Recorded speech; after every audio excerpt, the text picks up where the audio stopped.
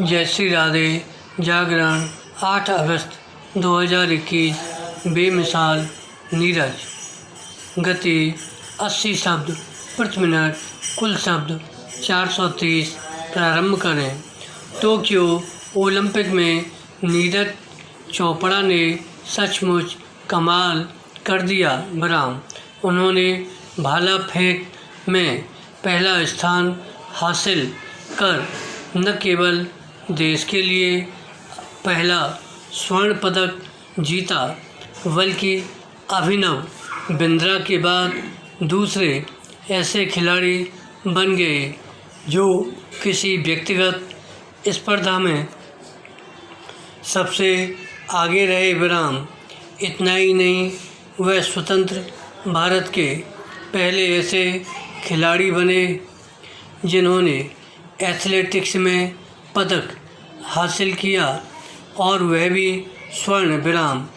निस्संदेह ओलंपिक के एथलेटिक्स में मिल्खा सिंह से लेकर पीटी ऊषा तक ने अपने प्रदर्शन से देश और दुनिया को चमत्कृत किया, लेकिन पदक की आस अधूरी ही रही। इस अधूरी आस को नीरज चोपड़ा ने बेहद शानदार ढंग से पूरा किया।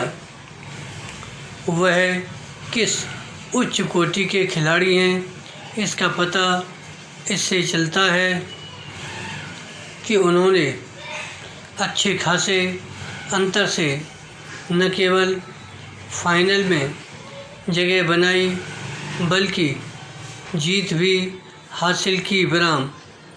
यह है असाधारण और उल्लेखनीय है कि उन्होंने भाला फेंक के इस खेल में अपनी बादशाहत हासिल की, जिसमें भारतीय खिलाड़ियों की मुश्किल से ही गिनती होती थी। वह अपनी बेमिसाल कामयाबी के लिए शाबाशी के हकदार हैं। उन्हीं के कारण 13 साल बाद ओलंपिक में राष्ट्रगान गूंजा। उन्होंने देश को उत्साह और आनंद के वे अद्भुत क्षण प्रदान किए जिनको लोग व्यग्रता से प्रतीक्षा करते हैं। ऐसे क्षण देश को केवल गौरवान्वित ही नहीं करते, बल्कि लाखों बच्चों और किशोरों को खेल के मैदान में आने के लिए प्रेरित भी करते हैं। विराम। पैरा। नीरज चोपड़ा की स्वर्णिम सफलता यह बताती है कि भारत उन खेलों में भी कामयाब हो सकता है जिनके बारे में यह धारणा है कि उनमें हमारे खिलाड़ी कुछ खास नहीं कर सकते। नीरज इसकी मिसाल है कि लगन और मेहनत से कुछ भी हासिल किया जा सकता है। विराम। भाला फेंक में नीरज के स्वर्ण पदक के साथ भारत ने टोक्यो ओलंपिक में कुल 7 पदक हासिल कर लिए हैं। इसी के साथ यह देश का सबसे सफलतम ओलंपिक बन गया है। अब कोशिश इस बात की होनी चाहिए कि भारत खेल में एक बड़ी ताकत बने।